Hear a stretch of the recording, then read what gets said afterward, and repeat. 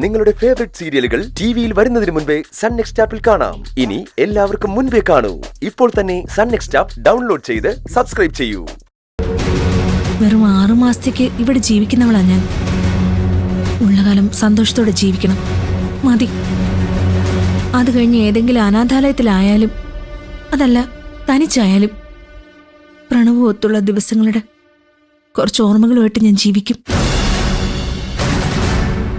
പിന്നെ പറഞ്ഞിട്ടെന്താ, എനിക്ക് കരയാനായിരിക്കും വിധി.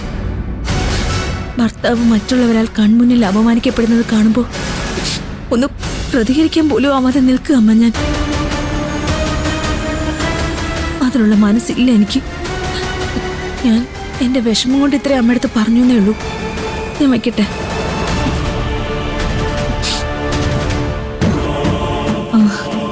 പ്രണവ് വന്നോ?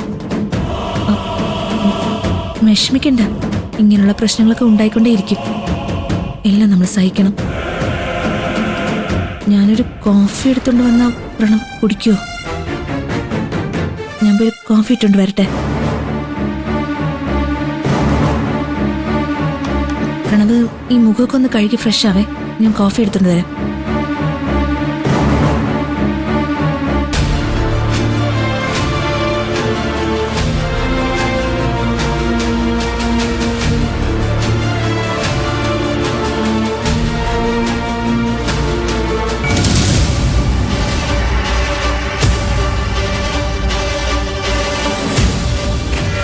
ഇവ മറഞ്ഞു തുടങ്ങിയിട്ടുണ്ട്.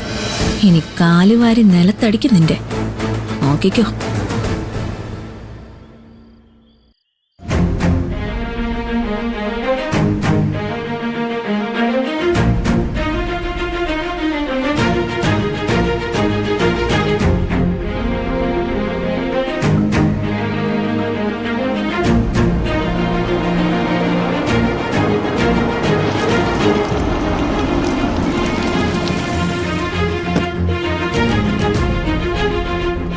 നീ എന്താ വിളിച്ചിട്ട് ഫോൺ എടുക്കാത്തെ?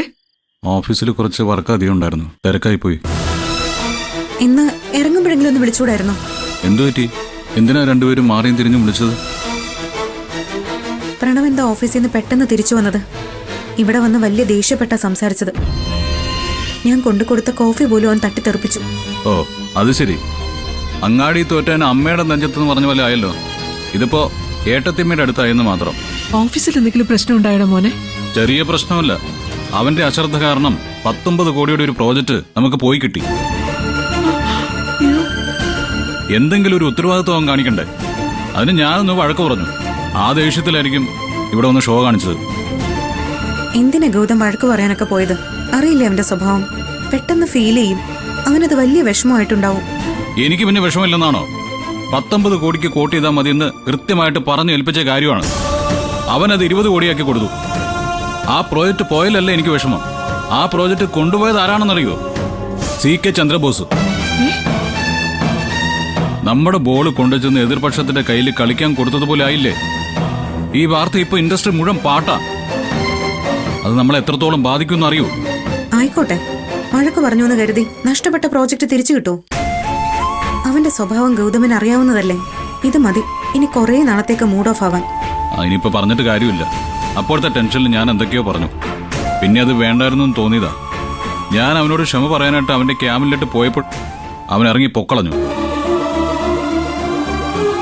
സാരമില്ല, ഞാൻ അവനെ പോയി കണ്ട് കാര്യങ്ങൾ പറഞ്ഞ് സമാധാനിപ്പിച്ചോളാം. അല്ല ഗൗതം, വലിയ ഡിഫറൻസിലാണോ CKC ആ ടെൻഡർ പിടിച്ചത്? വലിയ ഡിഫറൻസ് ഒന്നും പറയാനില്ല. ഇത്തവണ നമ്മൾ കോട്ട് ചെയ്തത് 20 കോടിക്കാണെന്നുള്ള വിവരം ആരോ CKCക്ക് ചോർത്തി കൊടുത്തോന്നാ എന്റെ ഒരു സംശയം.